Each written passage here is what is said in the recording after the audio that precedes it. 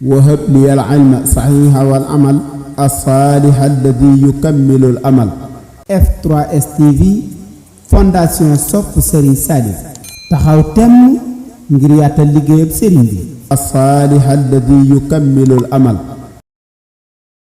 jërëjëf mbokki internet yu F3S TV la chaîne des Salihou et des Salihat ñoo ngi leen di nuyu bu baax a baax tey àjjuma yamook 25 novembre 2022 yamook bis bi nga xam ne nii moom la Serigne Cheikh Ahmadou Mbacké woote liggéey bu rëy bii di liggéeyu Xelcom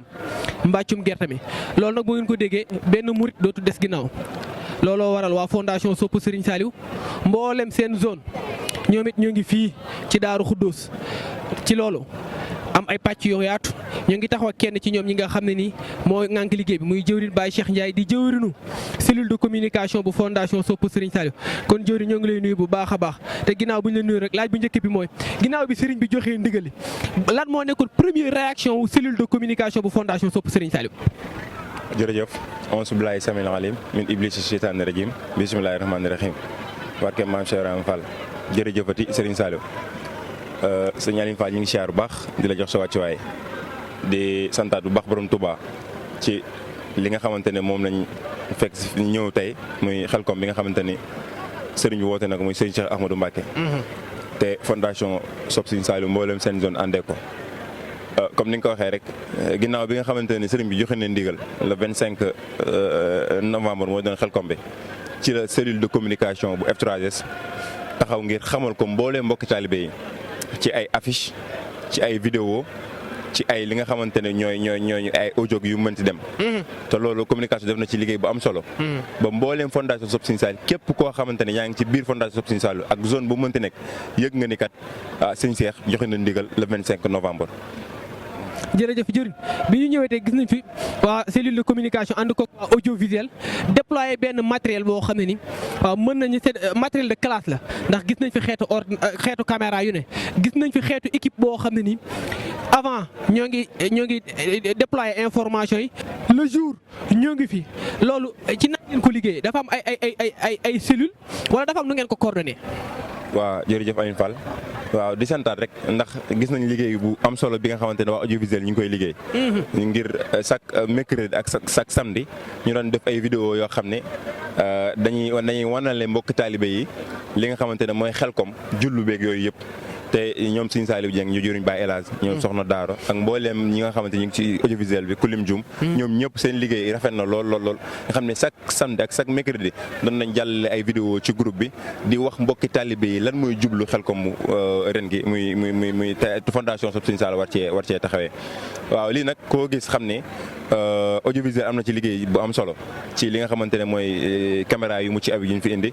ak lépp lu nga xamante ne maam day taaral mbir mi te ñu war koo jël te buñ noppee mbokk taalibe yi mën na seetaan lépp li xew nga xamante ne mooy Xelcom audiovisuel indi na ko te incha allah loolu dinañ def suñ kéem kattan te itam ku ne gis na ni Xelcom bi audiovisuel ñëw na avant le jour J ñu ñëw fi wax mbokk taalibe yi maam ku ñëw ba Xelcom nan ngay jaar ba ñëw ci dal bi te loolu gidd bi ku nekk xam na ni nag fondation bi ku ñëw doo réer ku ñëw fi nga xamante ne waa audiovisuel ak communication defar nañ ko ba def ci ay tableau yeeg yooyu yëpp ba indiqué ci dal bi ku ñëw rek da nga ñëw ba ci dal bi te kenn du la ko indiqué macha allah loolu nag ñu ngi ciy sant waa audiovisuel ak communication bu baax. jërëjëf jërëjëf xëy na laaj bu mujj mooy doon plateforme yu audiovisuel dafa mel ne wala boog cellule de communication am na ay plateforme yu yaatu mën nañ ci tudd YouTube ak yeneen gis nañ ni dox gi nga xam ne moo ngi koy dox ci njàppandalu waa audiovisuel